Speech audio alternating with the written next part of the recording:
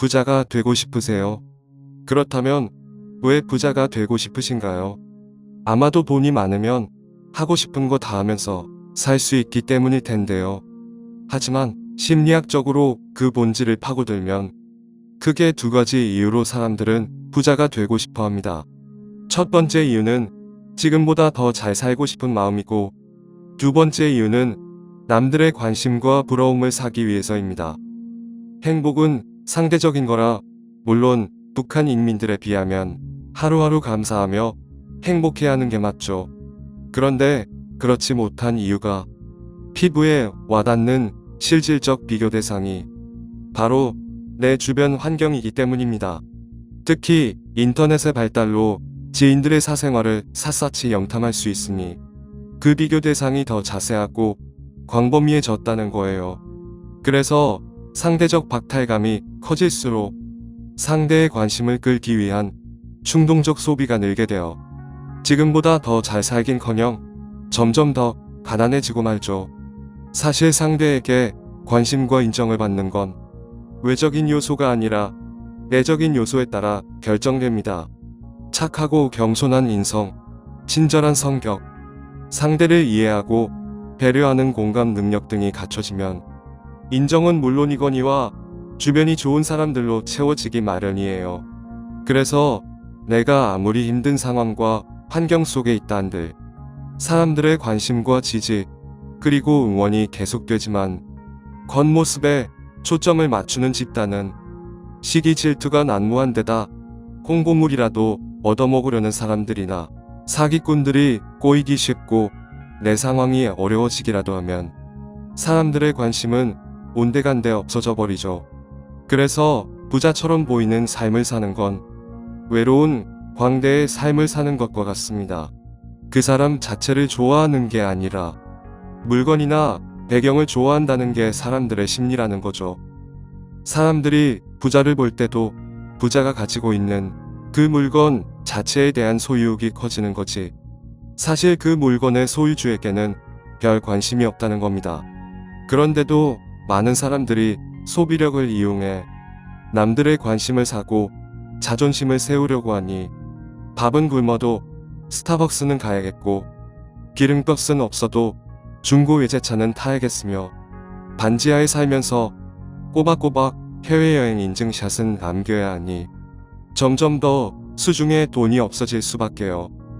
그래서 부자가 되려면 가장 먼저 자신의 정신 상태부터 돌아보는 게 좋습니다. 돈을 아무리 잘 버는 기술과 직장을 가졌다 한들 돈에 대한 사람들의 심리를 파악하지 못한다면 계속 가난해질 뿐더러 설령 돈이 아무리 많아도 행복하지 않을 수 있기 때문이죠. 지금부터는 부자와 가난한 사람들이 어디가 어떻게 다른지 심리학적인 관점으로 접근해 볼 건데요. 자기 스스로 돈에 대해 어떤 생각과 가치관을 가지고 있는지 감정이입을 하면서 한번 확인해 보세요. 첫째, 남들 기준 말고 내 기준으로 부자가 되어라. 부자란 단순히 돈이 많은 사람이 아니라 자신만의 기준으로 시간을 주체적으로 사용할 수 있는 사람입니다. 그래서 돈은 많은데 시간에 쫓겨 사는 사업가나 돈은 없는데 시간이 많은 백수 또는 돈도 없고 시간도 없는 사람들 모두 부자가 아닙니다. 부자는 돈으로 시간을 사서 자신에게 행복을 가져다주는 행위를 할 수 있는 사람입니다. 주체적으로 삶을 살 수 있다는 거죠. 돈이 주는 가장 큰 배당이 바로 자유시간이라는 거예요. 언제 어디서 무엇 하든 간에 경제적으로 제약을 받지 않는 상태가 됐을 때 삶의 만족도가 증가해 물질적으로나 정신적으로나 행복한 삶을 살 수 있습니다. 그런데 한 가지 주의할 건 부자가 되기 위한 돈의 액수는 개인별로 상이하다는 거예요. 금액으로 행복을 환산하면 항상 주변과 비교하며 더 많이 누려야지 행복하다는 착각을 하게 되는데요. 그러면 서두에 언급했듯이 부자처럼 보이는데 초점을 맞추게 되어 남들과 비교하면서 돈을 벌고 쓰게 되니 결코 부자가 될 수 없습니다. 주체적인 삶을 사는 게 아니라 수동적인 관종의 삶을 살게 되는 것이죠. 최근 이러한 현상에 기름 붓듯 하는 게 바로 SNS입니다. 사진 속 타인의 화려한 삶을 보고 나와 다른 생활 양식을 가진 사람들을 부러워하면서 이들을 모방하게 되는 건데요. 사람들이 그토록 SNS에 집착을 하는 건 현대자본주의가 이를 하나의 산업으로 만들었기 때문이에요. 사람들이 서로 허세를 부리며 성공한 척 흉내내도록 도와줌으로써 소비를 촉진시켜 경제를 굴러가게 한다는 거죠. 그런데 이 중 몇몇은 자신보다 잘 사는 사람들을 보면서 현실과의 괴리감을 느끼고 시기나 질투, 분노의 감정을 악성 댓글로 표현하기도 합니다. 그런데 이들의 화려한 삶을 부러워하고 따라하면 할수록 남는 건 텅 빈 주머니와 낮은 자존감뿐입니다. 진짜 따라해야 할 건 돈에 대한 가치관과 돈을 다루는 능력이란 거죠. 진짜 부자들은 겉으로 잘 드러나지 않기 때문에 겉모습을 보고 사람의 됨됨이나 부의 기준을 판단하면 안 돼요. 자기 자신도 그 존재만으로 가치가 있는 거지. 화려한 겉모습과 배경 때문이라는 생각을 버려야 합니다. 로널드 리드라는 미국인 자명부가 있었습니다. 누가 보기에도 공사판 노가다 아저씨로밖에 안 보였지만 그는 죽을 때 80억 넘는 돈을 자식들에게 유산으로 남겼습니다. 이처럼 보이는 게 전부가 아니란 걸 반드시 기억하세요. 남들 시선과 기준에 나를 맞추면 나의 행복과 부는 점점 멀어지기 마련입니다.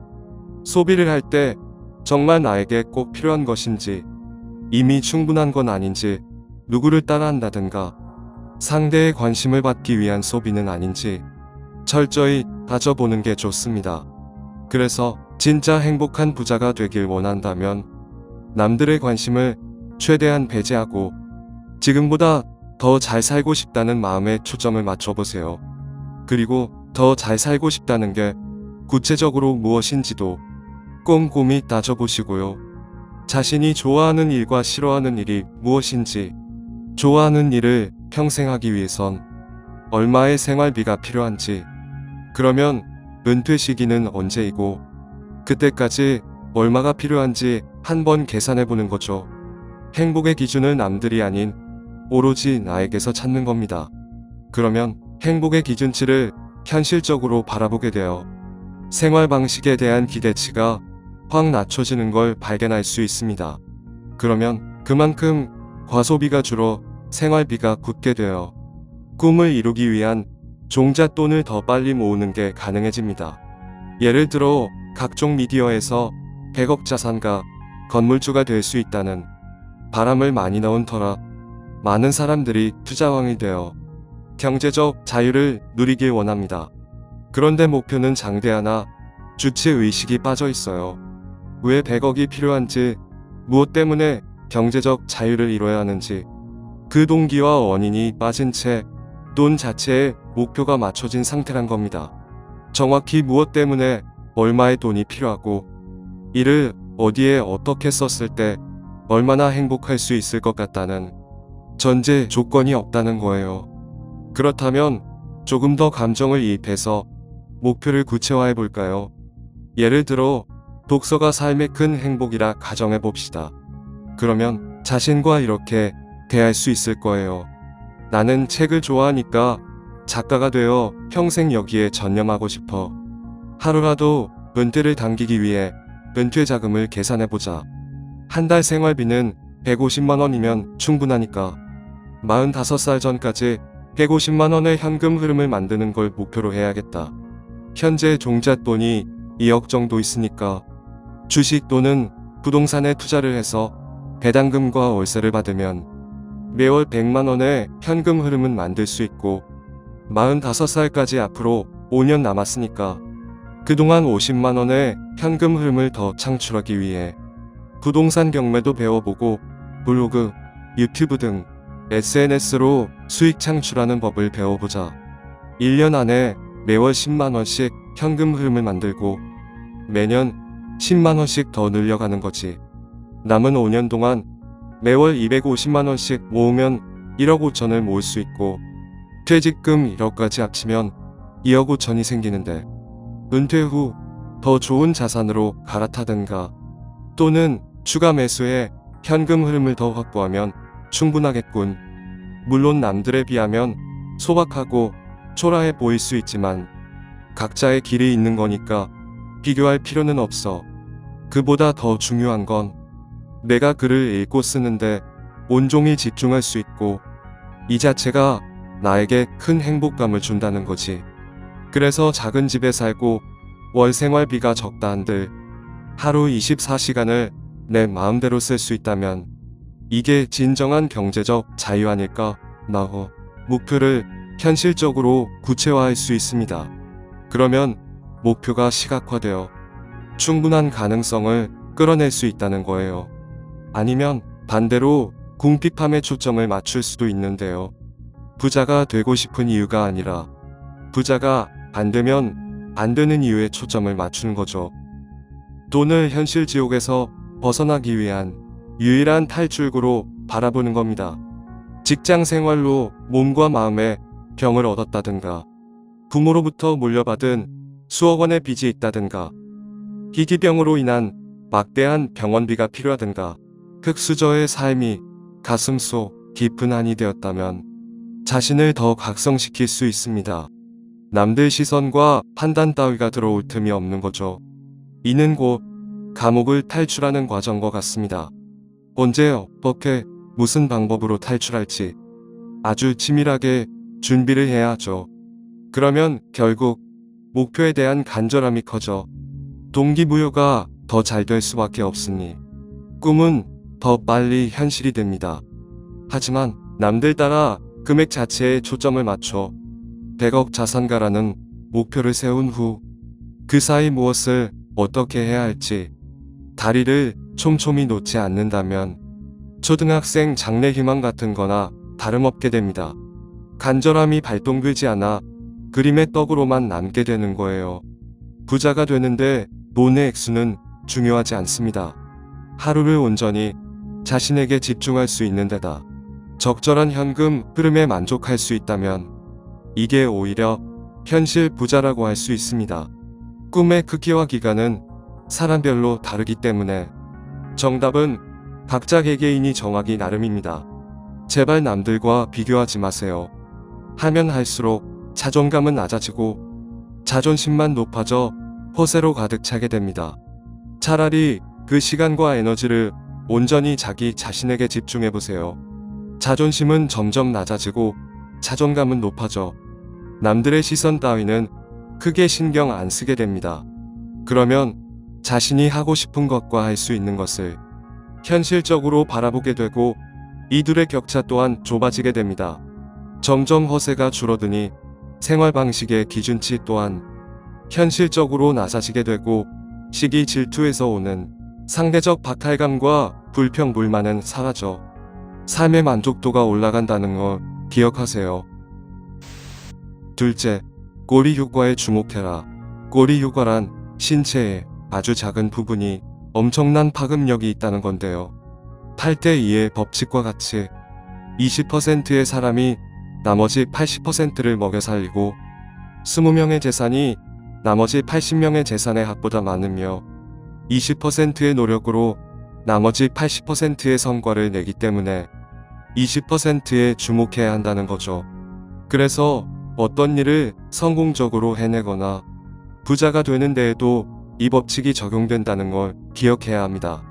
예를 들어 워런 버핏도 모든 투자 종목에 있어 빨간 불이 들어오는 건 아닙니다. 다만 20% 종목의 수익률이 나머지 80%를 월등히 압도하기 때문에 연평균 20%에 가까운 수익률을 내고 있는 것이죠. 월트 디즈니 역시 모든 작품이 흥행하지는 않습니다. 특히 과거에는 내놓는 애니메이션마다 흥행에 실패해 몇 번이고 파산 위험을 맞았는데요. 그런데 백설공주와 일곱 난쟁이라는 애니메이션이 메가히트를 치면서 지금의 월트 디즈니가 될 수 있었습니다. 재치있고 말솜씨 좋은 연예인들도 1시간 방송을 내보내기 위해 길게는 10시간 넘게 촬영을 하는데요. 우리가 보는 화면 속의 그들 모습은 10시간 동안 오고 가는 수많은 대화와 장면 속에서 고르고 골라서 편집된 영상이란 걸 알 수 있습니다. 기막힌 애드리브, 역사에 남을 명언과 명장면이 한 번에 나오는 게 아니라 수십에서 수백 번 던지는 과정에서 나왔다는 겁니다. 이게 바로 꼬리 효과입니다. 소수가 다수를 압도하기 때문에 성공하고 싶다면, 부자가 되고 싶다면 계속해서 도전해 보라는 겁니다. 한두 번 해보고 포기하지 말라는 거죠. 아직 대박을 잡지 못했다면 기회가 오고 있음을 의미합니다. 조금만 더 하면 꼬리 효과가 발현되는데 아깝게 포기하실 건가요? 한 발만 더 가면 정상인데 왜 현재 암울한 상황에만 집중하시나요? 현재 상황을 보지 말고 꼬린 지점을 상상하세요. 그러면 꼬리 효과가 실현되어 지금까지 했던 고생과 비용을 한 번에 무마할 수 있는 엄청난 결과가 들이닥치게 될 겁니다. 셋째, 올바른 시장 참여자가 되어라.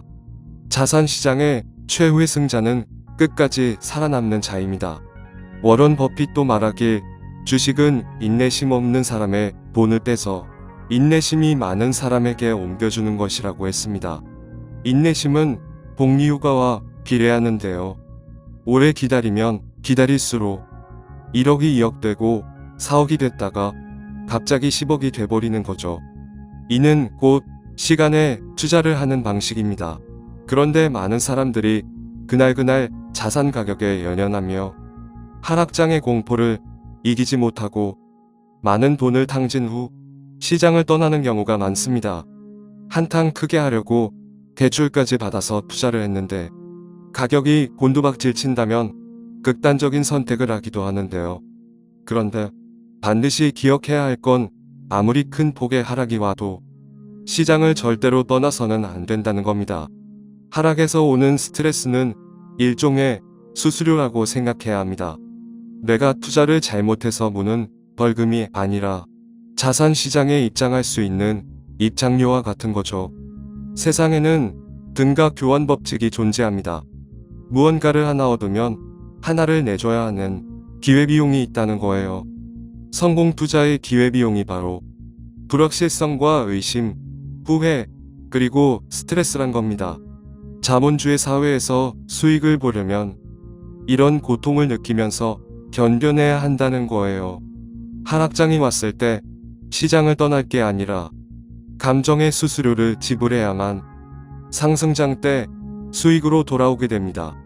감기에 걸리면 몸에 열이 나는 고통을 겪잖아요. 몸 안에 세균 감염을 막기 위해 몸 스스로 열을 내며 싸우고 있기 때문이죠. 그래서 한바탕 열이 나고 나면 컨디션이 회복되는 것처럼 상승장으로 가기 위해선 반드시 하락장이 있어야 하고 이를 견뎌내기 위한 고통이 수반됨을 인정하라는 거예요. 엄밀히 말해 하락장을 견디려면 강한 정신력이 있어야 한다는 겁니다. 즉, 투자는 정신 에너지를 수익으로 바꾸는 행위입니다. 세상에 공짜는 없습니다. 이를 지불하지 않고 공짜로 무언가를 얻으려 하는 건 도둑놈이나 사기꾼들이 하는 거예요. 하락장을 경험하지 않고 최저점에 들어가서 상승가에 치고 빠지는 건 등가 교환의 법칙을 무시하는 거죠. 신만이 할 수 있는 자연의 섭리를 인간의 자만심으로 자꾸 거스르려 하니 돈을 자꾸 잃게 되는 겁니다. 한 번에 어마어마한 수익률을 올리는 것보다 나쁘지 않은 수익률을 계속해서 올리는 게 투자의 묘미입니다. 자산시장의 상승 하락은 무한 반복되기 때문에 자본주의는 그 누구에게도 항상 수익만을 내주지 않아요. 워런 버핏은 70년 넘게 주식 투자를 하면서 총 14번의 경기 침체를 견뎌냈습니다. 그 사이 패닉 바잉과 패닉 셀링을 하지 않았으며 스쳐 지나가는 트렌드에 집착하지도 않았죠. 지금의 투자 수익률은 그저 중도 포기하거나 은퇴하지 않았기 때문에 가능한 것이라고 밝혔습니다. 영국의 저명한 경제학자인 스튜어트 밀 역시 부동산은 사놓고 잠만 자면 부자가 될 수 있다고 언급한 바 있습니다. 신이 아니고서야 늘 옳은 선택을 하는 사람은 없어요. 각자의 인생만 보더라도 항상 꽃길만 걷는 건 아니잖아요. 인생에 희노애락이 있듯이 자산시장에도 굴곡이 있으며 역사는 항상 지독한 것 다음에 또 지독한 것이 오는 것입니다.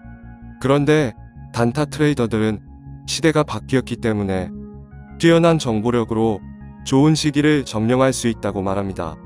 그래서 가장 빨리 부자가 되는 길이 단타 초치기만한 것도 없다고 하지만 실제 높은 수익률을 내는 사람은 0.01%도 되지 않습니다. 내놓으라 하는 금융 종사자 80%가 S&P 500 수익률을 이기지 못한다는 거예요. 심지어 수많은 펀드 매니저나 자산관리사도 고객들에게 소개하고 판매하는 투자 상품에는 자신들은 가입하지 않는다는 통계도 있습니다. 단지 금융인을 직업으로 하고 있기 때문에 일부 수수료를 챙겨 먹기 위한 생업인 거지. 실상 이들도 투자의 귀재나 부자가 아니란 거예요. 그런데 우리 같은 평범한 사람들이 평생 업으로 하는 이런 사람들보다 대체 얼마나 더 수익을 볼 수 있을까요? 전 재산 탕진하고 빚쟁이라도 안 되면 다행이 돼요. 부동산 부자들 역시 대다수 특별한 통찰력으로 사고 팔기를 반복해서 큰 부를 이루었다기보다 우연치 않게 그때그때 상황에 맞게 집을 구매하고 단지 오래 보유했을 뿐인데 인플레이션으로 자산가가 폭등해 버린 경우가 많습니다. 부동산은 주식과는 다르게 현금 유동성이 떨어지고 워낙에 큰 돈이 들어간 데다 취득세, 양도세, 보유세 등 내야 할 세금도 몇백에서 몇천만 원까지 다양하기 때문에 현금 부자가 아니고서야 서민들이 여러 채를 굴리는 것 자체가 현실적으로 불가능하죠. 그래서 특별한 시점을 맞춰 사고 팔기를 하기보다 복리 효과에 초점을 맞추고 시간에 투자를 하면 높은 확률로 많은 수익을 낼 수 있습니다. 그래서 하루라도 빨리 시작하는 게 좋은데요. 지금의 워런 버핏도 10대 때부터 만들어졌습니다. 이른 나이에 주식 투자를 시작해 75년 넘게 이어진 거죠.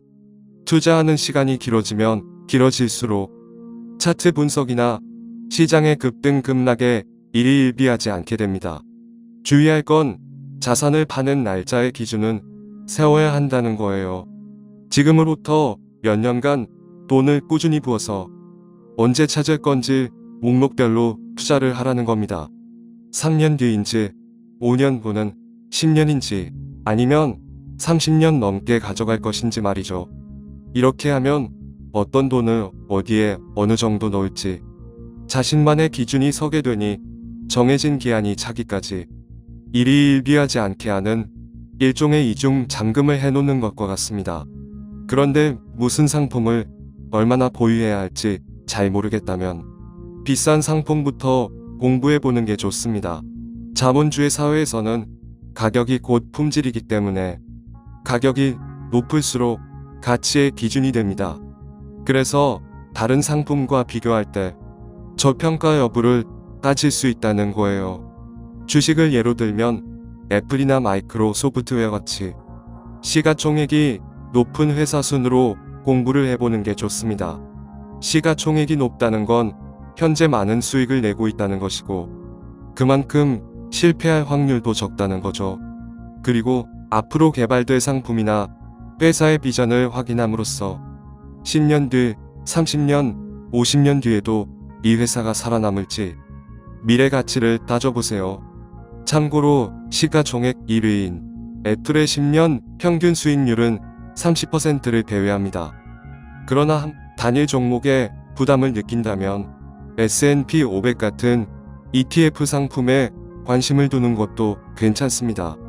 서두에도 언급했듯이 10년 평균 수익률이 10%를 훨씬 넘기 때문에 웬만한 금융상품이나 금융종사자들보다 높은 수익률을 낼 수 있기 때문이죠. 이처럼 높은 가격에 초점을 맞춰 코인은 비트코인을 중심으로, 부동산은 살고 싶은 곳에 가장 비싼 아파트를 중심으로 공부를 해보세요. 그리고 다른 상품과 비교 분석을 해보는 거죠.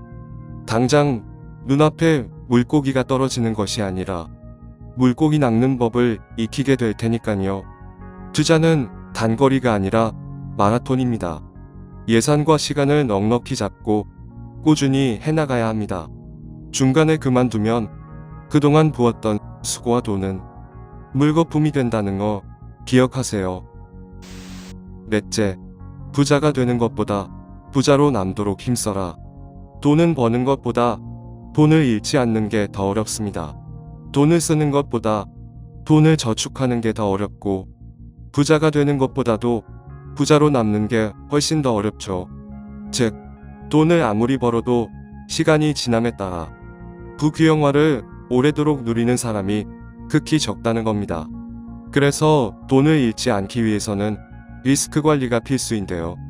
무엇을 하든 항상 최악의 상황을 고려해 놓고 이를 해결하기 위한 안전장치를 준비해 두는 게 좋습니다. 예를 들어 충분한 목돈을 미리 마련해 놓으란 거예요. 부자는 수익률보다 저축률로 결정이 됩니다. 엄청난 수익률로 부자가 됐다고 한들 저축하는 능력이 부족하다면 리스크 관리가 안 돼요. 금방 파산하기 쉽다는 거예요. 소비를 통해 삶의 만족도를 높이는 게 아니라 돈을 저축하고 불리는 것에 재미를 느껴보세요. 미리 모아둔 목돈은 리스크 관리뿐만 아니라 갑자기 찾아온 기회를 잡을 수 있는 선택권도 부여합니다. 10년마다 오는 대폭락장이 큰 기회란 걸 누구나 알지만 정작 사람들은 알면서도 돈이 없어 기회를 놓치고 말아요. 2차 세계대전 당시 독일의 막강한 탱크 부대가 있었습니다. 최신 화력 장비에 뛰어난 전투 요원들로 구성된 부대라 엄청난 전쟁 성과를 기대했죠. 하지만 탱크 내부 전선을 쥐들이 다 끊어 먹은 탓에 제대로 운용조차 못했습니다. 전쟁 속에 쥐들이 변수로 작용할지 누가 예측이나 했을까요? 개인적으로도 갑자기 사고를 당해 병원비가 필요할 수도 있고, 금리가 갑자기 올라 자산가가 폭락하고 대출이자가 늘어날 수도 있으며, 경기 침체로 인해 역전세를 맞을 수도 있는 데다 전쟁으로 인해 물가가 폭등한다든가 코로나가 터져 직장을 잃을 수도 있기 때문이죠. 이렇게 개인적으로나 국가적으로나 예기치 못한 사건 사고는 언제든 일어나기 마련입니다.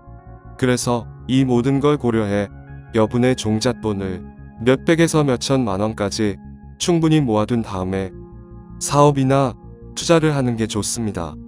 그렇지 않으면 위기를 모면하려 큰 손해를 보면서까지 주식과 부동산을 팔아야 할 수도 있고, 모아둔 자산이 없으면 파산에 이르게 되거든요. 그래서 최악의 리스크는 일종의 브레이크 역할을 합니다. 언제 멈춰야 하는지 알려주는 거죠. 하는 사업과 투자마다 승승장구하는 두 사업가가 있었습니다.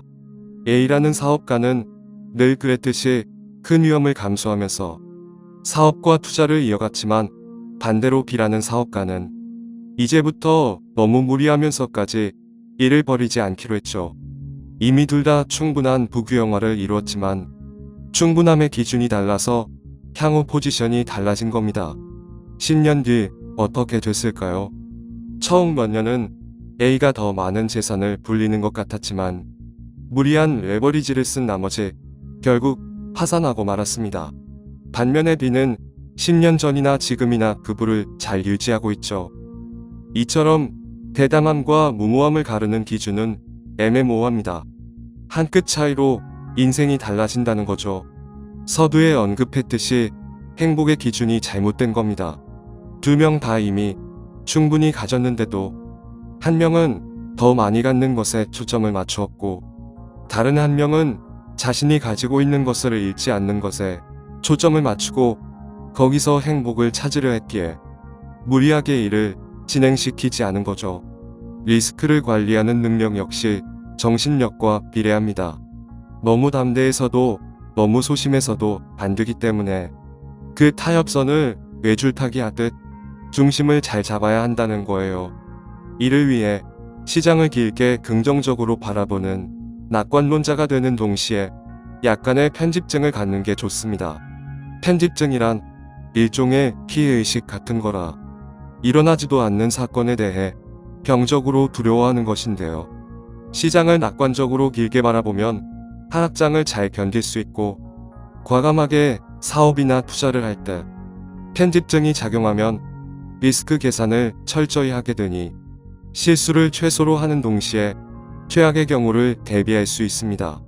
그렇지 않고 이 두 가지 균형이 깨지게 된다면 결국 자산시장에서 버티지 못합니다. 그래서 무엇 하든 간에 자신의 지식과 촉만 믿지 말고 반대 의견도 충분히 수렴해보고 성공했을 때와 실패했을 때 득과 실을 철저히 따져보세요. 많이 먹는 족보다는 많이 잃지 않는 족이 더 오래 살아남을 수 있습니다. 그런데 사실 사람의 본성은 낙관적이라기보다 비관적인 것에 더 가깝습니다. 생물학적으로 강한 개체가 되어 살아남기 위해선 위협을 더 잘 감지하고 이를 회피해야만 번식률이 커지기 때문이죠. 인간에게 번식률은 물질과 건강에 비례합니다. 그래서 돈과 건강에 위험이 되는 악재에 더 민감하게 반응하도록 프로그래밍이 되어 있는 거예요.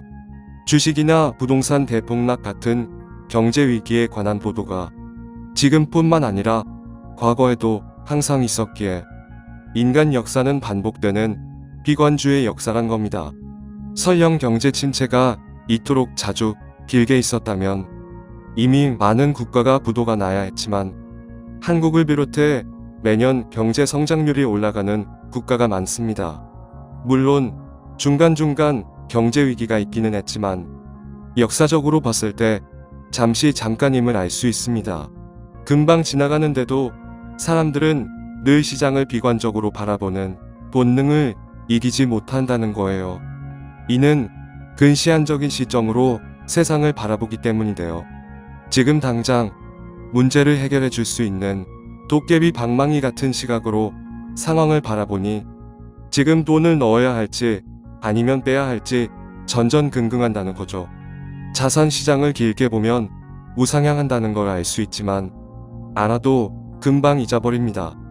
사람들은 불편한 진실에 저항하려는 본성이 있기 때문에 방어기지를 이용해 상황을 왜곡해서 받아들이고 자신과 반대 입장에 선 사람들을 맹렬하게 비난하기 시작합니다.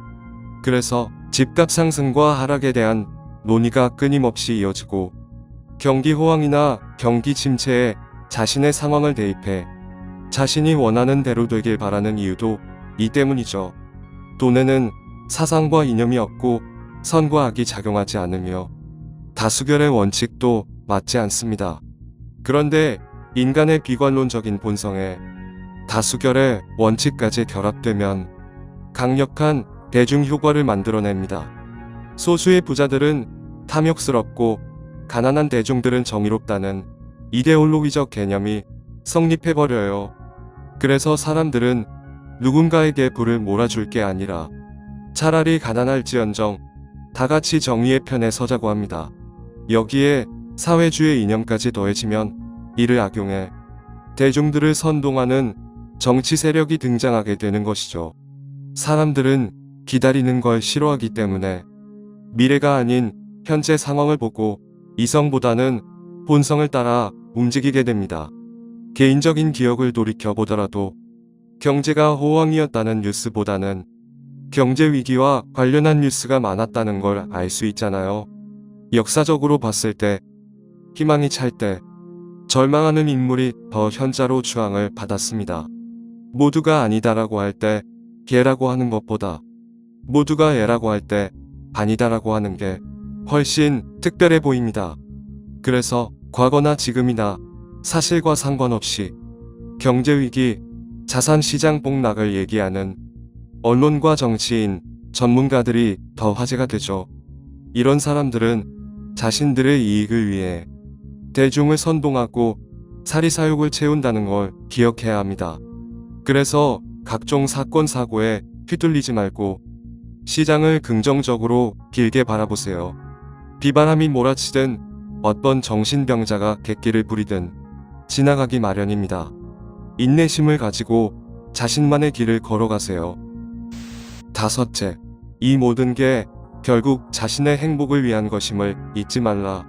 공부나 일을 열심히 하는 이유는 지금보다 더 나은 삶을 살기 위함입니다.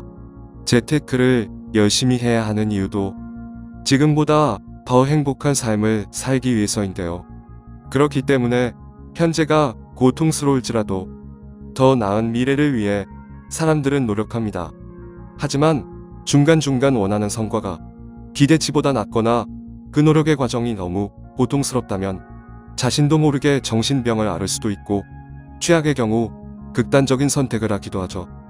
이 모든 게 나 좋자고 시작한 것인데 결국 나 스스로 나를 갉아먹게 내버려 둔 꼴이 된 겁니다. 그래서 꿈을 이뤄가는 그 과정 속에서도 몸과 마음의 건강을 지킬 수 있어야 합니다. 이왕이면 즐겁게 해야 한다는 거예요. 그렇지 않고 돈 자체가 목적이 돼버려 나 스스로 학대하고 있는 건 아닌지 잘 생각해 보란 거예요. 그리고 몸과 마음이 피폐해진 걸 깨달았다면 제3자가 보기에도 정상 생활이 불가능한 것처럼 보인다면 방법이나 목표를 하루빨리 수정해야 합니다. 예를 들어 투자를 했는데 불안과 초조함이 끊이지 않아 불면증이나 우울증에 시달리거나 아니면 조현병에 걸려 머릿속에 온종일 주식이나 부동산 생각뿐이라면 또는 오랜 기간 투자를 한다고 했지만 성과가 부진하다면 현재 자신의 투자 방식이 잘못된 걸 수도 있고 아니면 지나친 욕심을 부린 탓일 수도 있습니다. 돈을 벌어 행복해지겠다는 본래 목적에서 벗어나 버린 거죠. 그래서 돈을 버는 기술적인 측면에만 집중하기보다 자신의 마인드를 먼저 다지는 게 좋습니다. 서두에도 말했듯이 성과는 정신력과 비례하기 때문에 멘탈 관리가 필수란 거죠. 그래서 부자들의 현재 이뤄놓은 자산에만 집중하지 말고 돈에 대해 어떤 생각과 생활 습관을 가졌으며 어떤 과정을 거쳐 지금의 부를 이루었는지, 가난한 사람의 정신 상태는 뭐가 어떻게 다른지 그 심리를 면밀히 검토해 봐야 합니다. 그리고 여기서 도출된 몇 가지 공통점을 토대로 자신의 삶에 적용할 건 적용하고 뺄 건 빼서 잘못된 마인드를 싹 다 뜯어 고쳐야 하죠. 그런 다음 돈 버는 기술을 익히고 사업과 투자를 했을 때 마침내 수익을 볼 수 있습니다.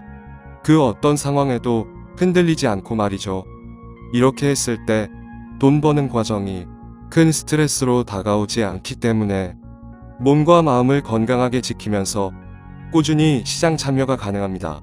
그래서 결국 더 많은 복리 효과를 누리게 되고 점점 더 부자가 되어가는 자신을 발견할 수 있게 되죠. 지금 내가 하는 모든 행위가 미래와 연결되어 있고 내 행복을 위한 것임을 잊지 마세요. 지금 방향을 잃었다면 대체 내가 무엇을 위해서 왜 이렇게까지 라는 질문으로 돌아가 보세요.